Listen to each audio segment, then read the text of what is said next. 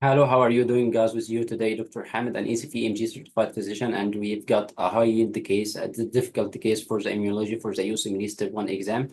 It's about infant with recurrent infection and genetic immunodeficiency. This is 10 months year-old male who has had multiple respiratory infection, including pneumocystis reversi, pneumonia, and family history, including early deaths from infection in a maternal uncle, and genetic testing shows CD40 ligand mutation. So we have got the defect here. This is the CD40 ligand mutation.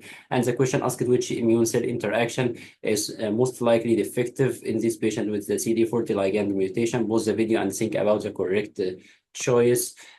And the correct choice is E, which is T cells and antigen-presenting cells. So this patient is diagnosed with a CD40 ligand mutation, and the question asked about the immune interaction that is defective. So in our image here, there are like the CD4 cells. The CD4 cells is gonna interact with antigen-presenting cells. The antigen-presenting cells include macrophages and also includes the B cells. This is the CD40 ligand. The CD4 cell has the CD40 ligand, and the antigen-presenting cells has the CD40. So B cells has CD40, and the macrophages also has CD40. And when there is an interaction between CD40 ligand with within CD4 cells and the macrophages, also CD40 ligand on CD4 cells with B cells, and there are like co-stimulatory signals from like tumor necrosis factor alpha in macrophage stimulation and interleukin 2 and 4 B cell stimulation. There is gonna be an effect, which is a stimulation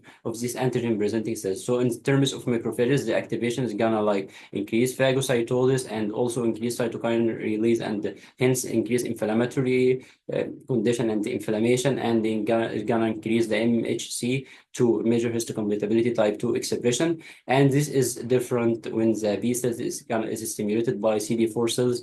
They undergo something called class switching. This is a very high yield. So normally the B cells without this signal between CD40 ligand and the CD40 is gonna like hyper secrete IgM. So in order for it to secrete different types of IgG, IgA, and IgE, it needs this stimulatory signal, and this process is called the class switching, which is a switching from IgM into IgG, IgA, and IgE. And if this doesn't occur, this is a condition called hyper IgM syndrome. This is the condition that this baby has here in the case. It's called the hyper IgM syndrome. It includes both defective cellular immunity and both defective humoral immunity. Both are defective, and this patient's gonna have like multiple infections with the different organisms. And for example, here pneumocystis reversi, which has like cellular immunity to fight it. So, and let's see the other choices: the B cells and the complement proteins. So the complement maybe bind to B cells through CD19 and CD like 21, and the binding of the complement to the B cells is gonna like stimulate it and decrease its threshold to binding to antigen. So this is the how it is beneficial of the binding of the complement to the B cells. This is not like interrupted in CD40 ligand mutation.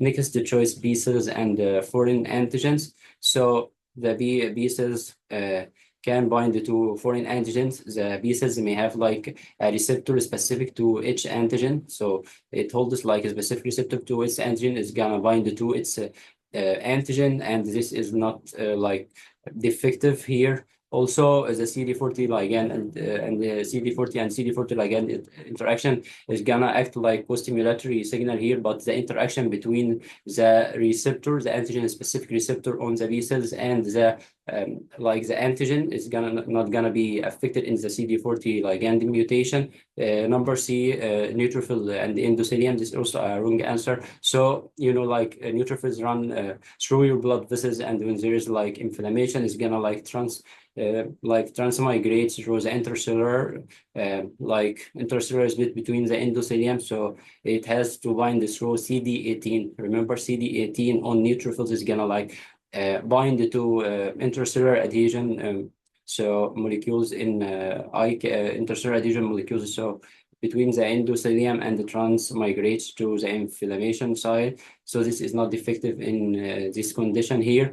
phagocytes and the antibody-coated microbes. So this also not there's not a defect here between phagocytes and antibody-coated microbe. So like antibody-coated microbe are coated by IgG, and so also IgG is defective here. So IgG is defective here. Remember, the defect in class switching, and the B cells is gonna secrete IgM. So IgM is not like beneficial for opsonization, as for example IgG, which is defective here. So the phagocyte and antibody-coated microbes is gonna decrease in amount. But the question asked is which immune cells interaction defective, which is defective. There's no defect here. Also, it is affected by decreasing the amount of IgG, and hence the antibody-coated microbes interaction with the phagocyte. The interaction itself is not defective. This is why it's a wrong choice. T cells and antigen presenting cells, this is the right choice. CD40 ligand mutation, the interaction between CD40 ligand on the CD4 cells and CD40 on antigen presenting cells in macrophages and B cells, for example, is defective. And again, this child, for example, has like cellular immunity defect and antibody-mediated immunity defect. And I hope you guys enjoyed our video today, and see you in next video.